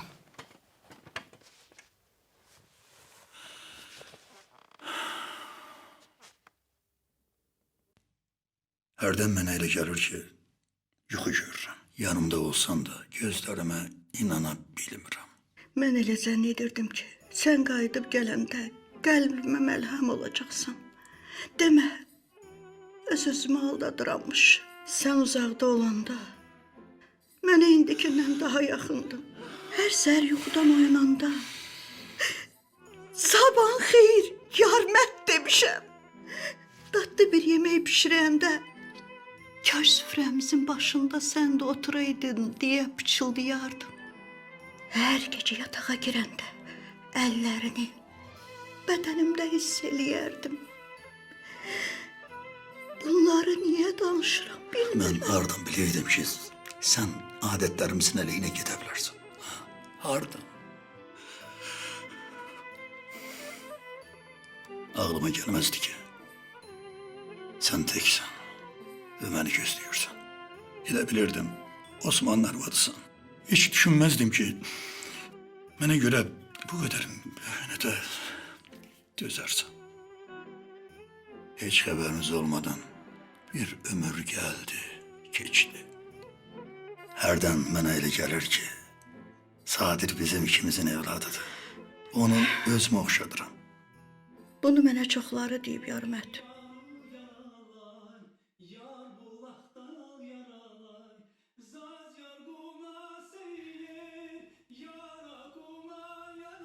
Eşidirsənmi? Bizim mahnımızdır. Bu mahnı ilə bizim uşaqlarımız rastlaşdı. Bu mahnı ilə biz öz sevgimizi uşaqlarımıza keçirtdik. Ləzgiyə sənə əmanət, Yargunat. Ləzgiyə mənim canımdır. Bu dünyada səninlə bağlı nə varsa, hamısı məndən ötürü əzizdir. Mən onları xoşbəxt görəndə öz dərdlərimi unuduram. Kaş dünyaya ikinci dəfə gələrdim. Bütün bu dərdləri yenidən çəkməkdən ötürümü?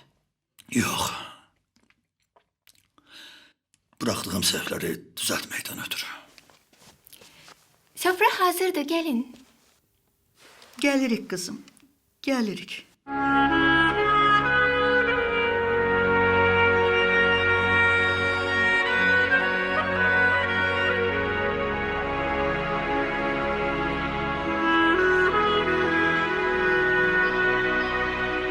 Yargunat, ilk söhbətimiz yadındadır. Söhbətimiz, yoxsa dalaşmağımız?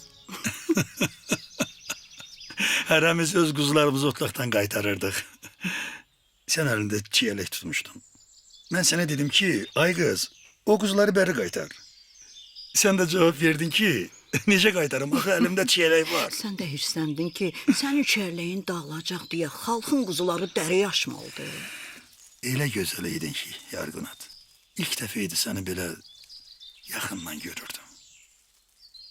Böyürtkən yığmağa getdiyimiz gün yadındadır. Heç yaddan çıxası gündürmü? Mən, Tavat, Qatfar talaya təzə çatmışdıq. Eşidəndə ki, sən, Şahmir, Qədir də bizlə böyürtkən yığmağa gedirsiniz. Elə sevindim ki. Sonradan bunun yanmış Tavatın əməli olduğunu bildim. Sizin böyürtkən yığmağa getdiyinizi də mənə o xəbər vermişdi. Yaman yaman əməlbaz idin ha. Şahmirlə Qədiri böyürtkən yığmağa göndərib, özün də kürəyini günə verib oturmuşdun. Heyf onlardan. İkisi də müharibədə həlak oldu. Allah onlara rəhmət eləsin. Necə saf uşaqlar idi. Amma mənim tərəfimdə idi. Təkcə Məhəmməd dayı ilə Eminat xalanın məndən zəhləsi gedirdi. Bir də Həmdullahın. Həmdullah gözümə dəymədi. Salamatdır. Şükür Allah salamatdır. Ailəsi ilə Bakıda yaşayır.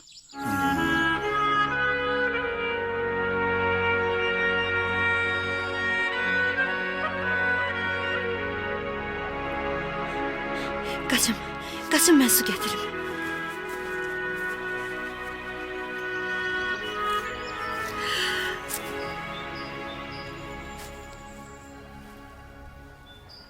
Sağ olun Yargunat anne.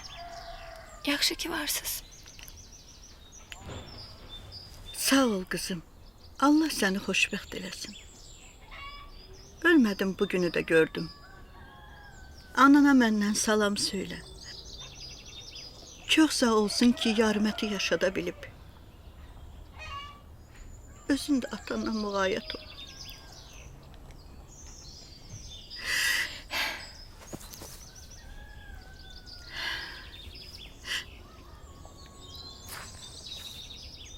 Ana, özündən müğayət ol.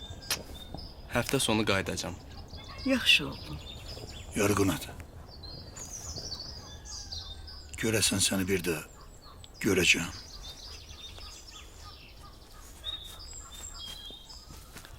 Allahın işlərini nə bilmək olar.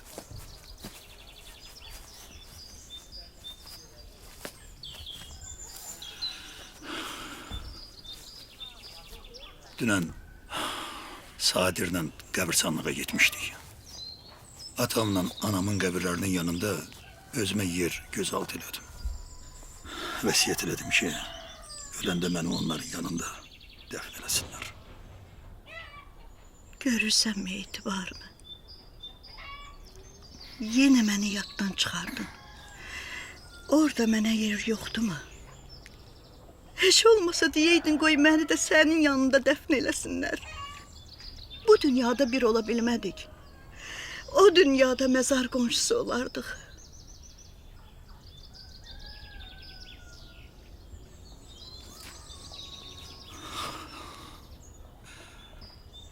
Özünü al, sakit ol. Bundan sonra sensiz necə yaşayayım? İndiyə kim necə yaşamısansa, elə də yaşa. Məni bağışla Yarğunat. Hər şey üçün bağışla. Get Yarmət, get. Elə zənn edirdim ki, nə vaxtsa həyatıma isti günəş kimi doğacaqsan. Sən deməsən, soyuq günəşsənmiş. Ömrümə doğmayan, mənə xoşbəxtlik bəxş etməyən soyuq günəş. Həyatıma ikinci dəfə soyuq günəş kimi doğdun. Arzularla, ümidlərlə dolu qəlbimi qışa çevirdin. Buna görə Allahımdan narazı deyiləm. Heç olmasa sağ salamat olduğunu gördüm. Mənim dərdimi çəkmə. Mən yenə əvvəlki səbrimlə, əbədi məhəbbətimlə yaşayacağam. Get. Yarmət, get. Mənə sənlə bağlı xatirələr yetər.